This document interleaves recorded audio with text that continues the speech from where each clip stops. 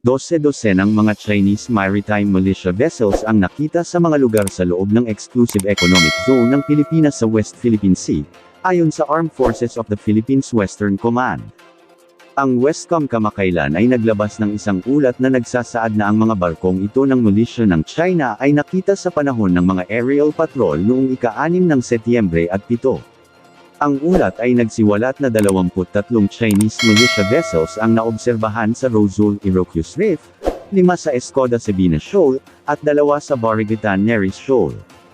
Ang presensya ng mga Chinese fishing vessels na ito ay nagdulot ng mga alalahanin tungkol sa iba't ibang aspeto tulad ng maritime security ng Pilipinas, fisheries conservation, territorial integrity, at preserbasyon ng marine environment, gaya ng nakasaad sa Westcom.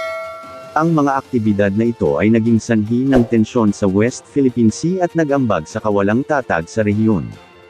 Pinibigyang diin ng pag-unlad na ito ang patuloy na alitan sa karagatan sa pagitan ng China at Pilipinas.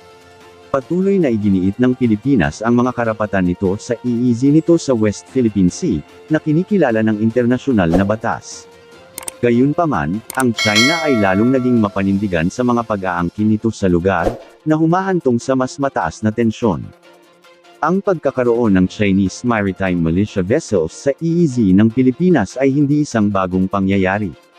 Noong nakaraan, may mga katulad na ulat ng Chinese fishing vessels na ginagamit bilang isang uri ng maritime militia upang igiit ang presensya at impluwensya ng China sa pinagtatalo ng tubig.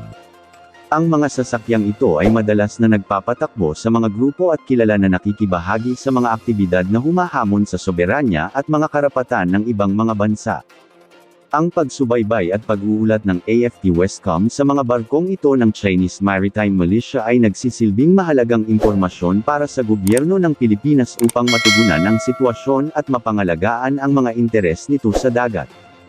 Pinibigyang diin din ito ang pangangailangan para sa patuloy na pagsisikap at pakikipagtulungan ng mga bansa sa rehiyon upang mapayapang malutas ang mga alitan sa karagatan sa West Philippine Sea.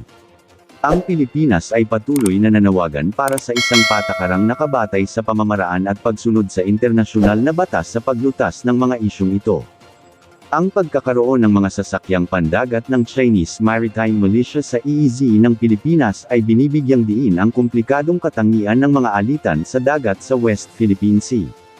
Napakahalaga para sa lahat ng mga kasangkot na partido na makisali sa nakabubuo na dialogo at makahanap ng mapayapang mga resolusyon upang matiyak ang katatagan at seguridad sa rehiyon.